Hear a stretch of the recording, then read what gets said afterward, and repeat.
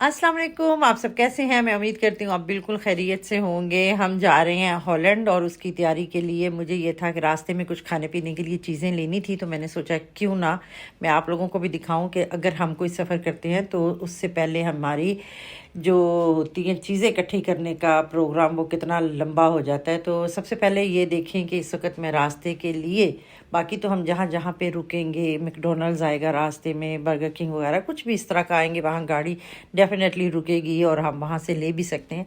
लेकिन ये है कि ये आप जब ड्राइव कर रहे हों और पीछे पूरी माशाल्लाह हमारी पलटून हो, तो उसके साथ साथ ये होता है कि आपके पास कुछ ना कुछ ऐसा होना चाहिए कि रास्ते में आप खाते जाएं।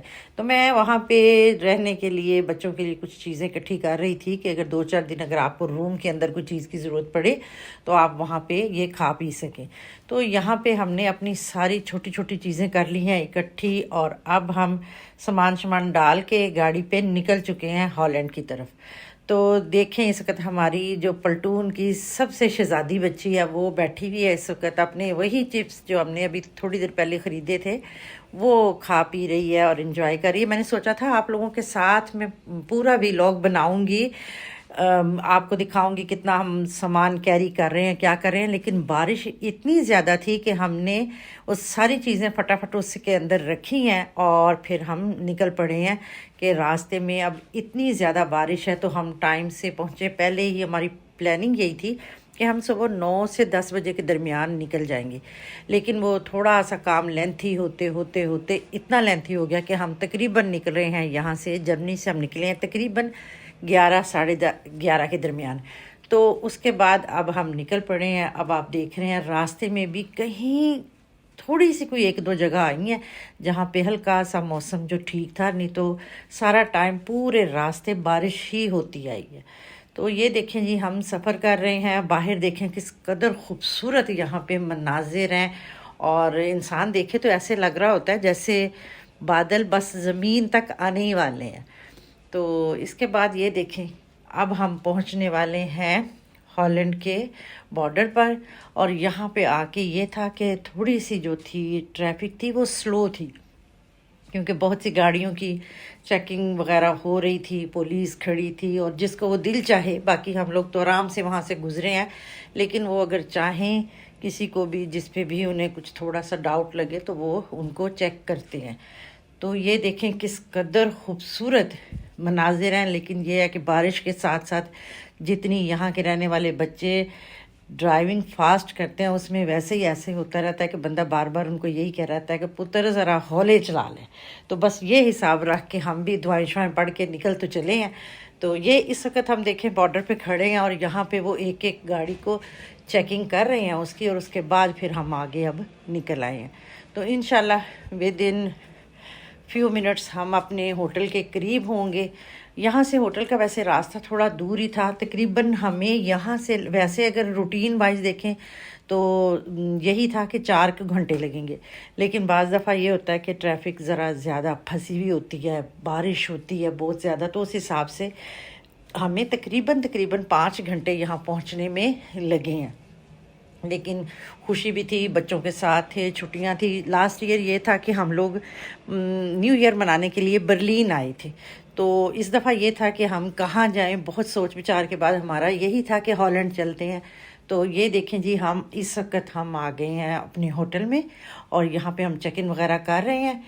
तो ये देखें हमारा रूम, हमने यहाँ पे 2 स्वीट बुक किए हुए थे, ये मेरे बेटे का है। ये देखें यहाँ पे, और बड़ा ही खूबसूरत था जिसमें दिल खुश हो गया। वैसे ही मुझे उम्मीद नहीं थी क्योंकि हमने पहले भी बहुत ट्रैवल किया है, तो ये मुझे बहुत ही अच्छा लगा। यहाँ पे तकरीबन हर चीज़ और अपने हिसाब से थी। दूसरी बात ये थी कि ज़रा काफ़ी कुशादा था, वो मेरे बेटे का था। ये अब हमारा स्वीट है। तो अब हम अपने रूम में आ गए हैं, देखें किस कदर अच्छा लग रहा है, और एकदम सुबह से निकले हुए हैं। और अगर आपको टेम्परेचर के हिसाब से इतना अच्छा फर्निश्ड रूम मिले तो किसे खुशी नहीं होगी।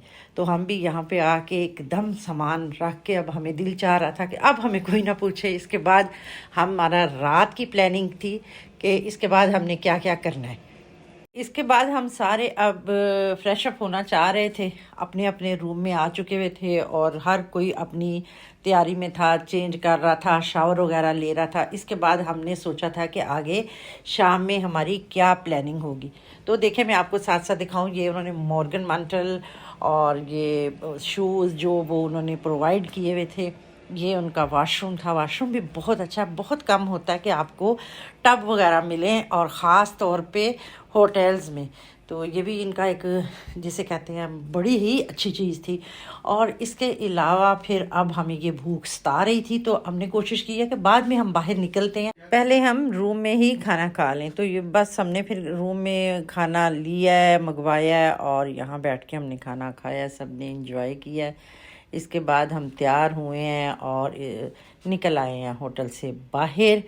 और सबसे पहले हमारी प्रायोरिटी ये थी कि हम करीब करीब देखें यहाँ होटल के करीब क्या चीज़ें ऐसी हैं जिसको हम देख सकते हैं।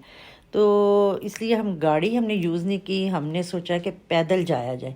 तो हम पाक फौज ले के निकल आए हैं बाहर।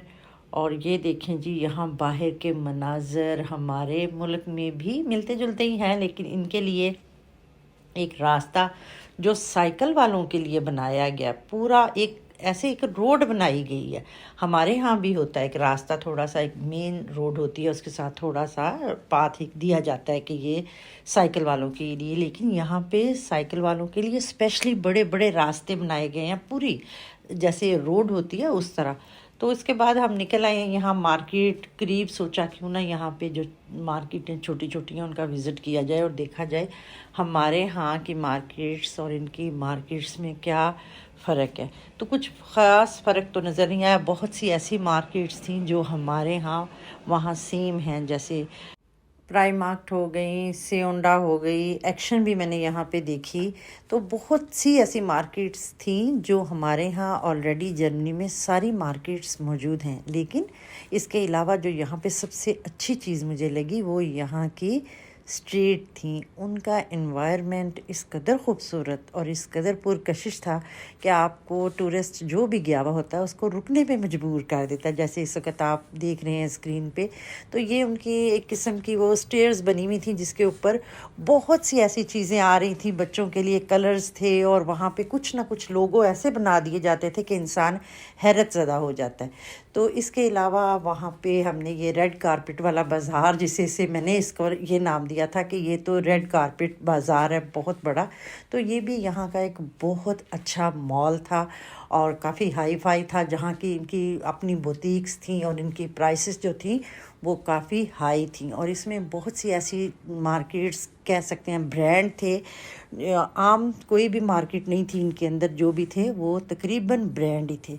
लेकिन बहुत सी जगहों पे, क्योंकि आजकल ऐसा है, क्रिसमस है, न्यू ईयर है, उस मौके पे आपको पता है सेलें हर जगह लगती हैं, तो यहाँ पे भी बेपनाह जो थी वो सेलें मौजूद थी। तो इसका भरपूर हमने फ़ायदा उठाया। कुछ परफ्यूम लिए, कुछ ऐसे कह सकते हैं हैंड बैग बहुत खूबसूरत थे, वो मैंने आज ज़रूर देखे। और लेकिन मुझे ये था कि उनको लेने से पहले क्यों ना मैं कुछ और भी मॉल देखूं, क्योंकि जब आप अच्छी चीज़ ले रहे होते हैं तो आप चाहते हैं कि मैं पहले 2-4 जगहों से वो चीज़ें देखूं, इस वक्त कौन सी चीज़ जो है वो इन है। तो इसलिए बैग का प्रोग्राम मैंने छोड़ दिया कल परसों पे। तो मिलते हैं इंशाल्लाह आपको नेक्स्ट व्लॉग में। आज का व्लॉग बस यहीं तक था। हाँ सच, एक बात तो मैं आपको बताना भूल गई कि जिस हॉलैंड के जिस शहर में हम मौजूद हैं इसका नाम है डेन हाग। तो हम यहाँ पे रह रहे हैं फ़िल वक्त। सुबह हम जाएंगे एम्स्टरडम।